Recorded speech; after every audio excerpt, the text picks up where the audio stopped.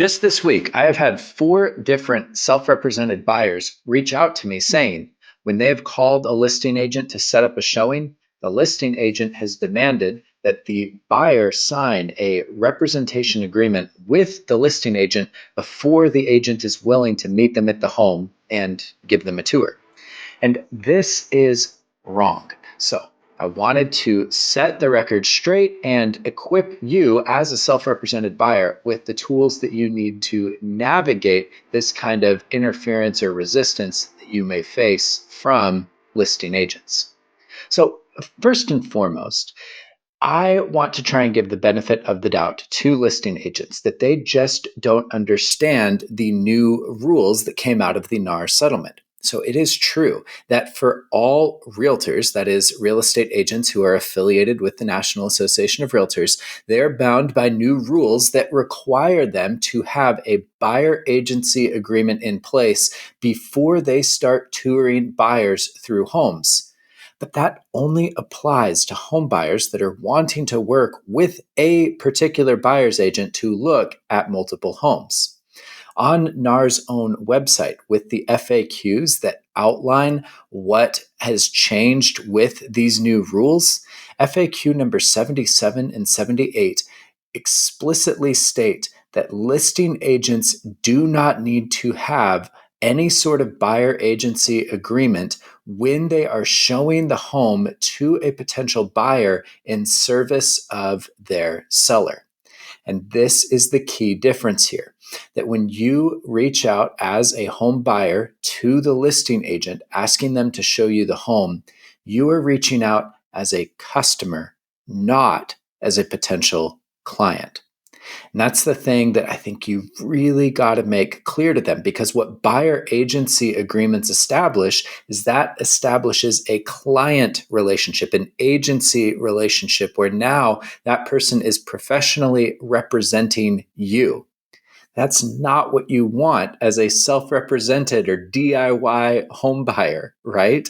And once you have that buyer agency agreement signed with the listing agent, well, shoot, now if you move forward, you have effectively dual agency, which is not what you want, nor is it likely what the seller wants.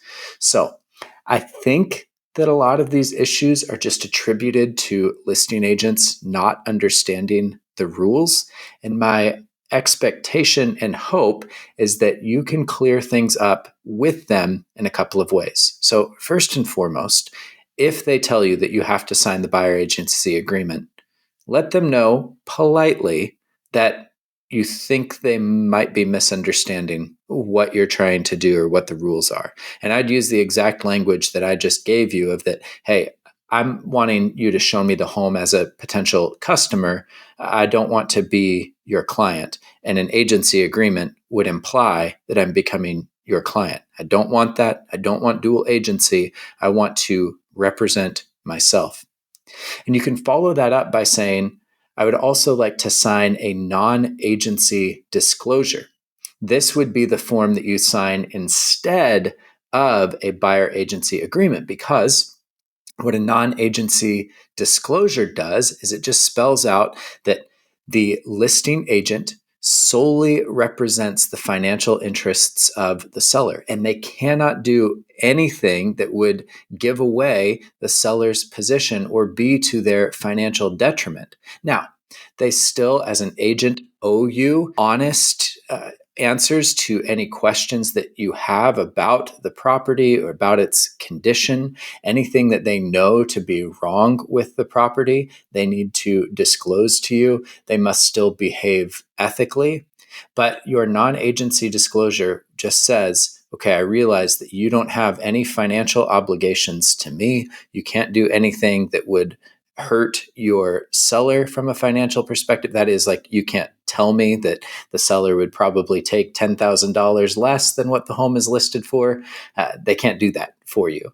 And it also says that exactly what I said earlier. You are coming to the listing agent as a customer. You're not expecting for them to treat you like a client, and that you are, as a self-represented buyer, taking on additional responsibility. And to some extent, with that responsibility comes some additional risks. So that if you fail to include a contingency, or let's just say you include an inspection contingency, but you don't adhere to the contractual guidelines of that contingency or get your response in on time, you can't sue the listing agent for not reminding you or not helping you sufficiently, because that's not what they're there for.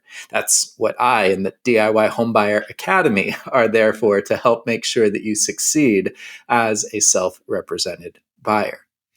But you need to know that it is perfectly legitimate for you to participate in the housing market without an agent, for you to represent yourself. And you should not let any listing agent tell you otherwise. So try and correct the record with them as politely as you can. And if you still get pushback, then you can escalate it to the managing broker that is overseeing the agent. You can go to the local real estate board or MLS that agent is part of, or you could go all the way to your state's real estate commission to explain what is happening.